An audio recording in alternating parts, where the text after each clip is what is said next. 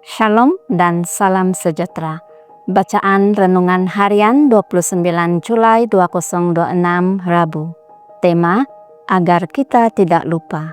Mari berdoa. Bapa Surgawi, masa ini Bapa, kami datang di hadirat-Mu.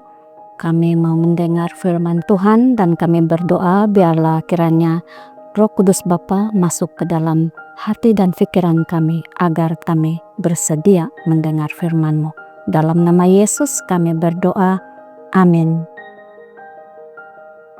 Tajuk bacaan, apakah kuasa General Conference bahagian 6. Ayat inti, sesiapa yang bertelinga, dengarlah apa yang dikatakan oleh Roh kepada jemaah. Wahyu 2 ayat 29. Sesetengah daripada kita memang sukar untuk mendengar dengan baik. Butler, Presiden General Conference, nampaknya mengalami masalah tersebut. Ellen White telah berulang kali menasihati beliau dan juga suaminya mengenai bahaya gaya kepimpinan satu orang. Kekecewaan beliau terhadap Butler memuncak sekitar sesi General Conference tahun 1888. Tidak lama selepas mesyuarat tersebut, beliau menulis bahwa Elder Butler telah memegang jawatan itu 3 tahun terlalu lama dan kini segala kerendahan hati dan kelembutan pikiran telah lenyap daripadanya. Dia menganggap kedudukannya memberinya kuasa sehingga suaranya tidak boleh dipersoalkan. Melihat kembali selepas 3 tahun lagi, Ellen White menyatakan, saya berharap tidak akan ada sedikit pun dorongan diberikan kepada umat kita untuk meletakkan keyakinan yang begitu besar kepada manusia yang terbatas dan berdosa seperti yang telah diberikan kepada Elder Butler. Karena pendeta bukanlah seperti Tuhan dan terlalu banyak kebergantungan telah diletakkan ke atas Elder Butler pada masa lalu. Itu adalah karena manusia telah digalakan untuk bergantung kepada seorang individu untuk berpikir bagi mereka, untuk menjadi suara hati mereka. Maka kini mereka menjadi begitu tidak berkesan dan tidak mampu berdiri di tempat tugas mereka sebagai penjaga yang setia bagi Tuhan.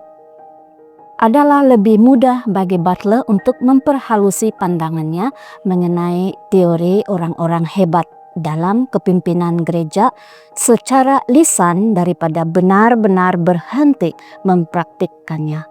Memandangkan sifat semula jadi manusia, ini adalah masalah berterusan yang terus dihadapi oleh mereka yang berada dalam kedudukan kepimpinan sepanjang zaman.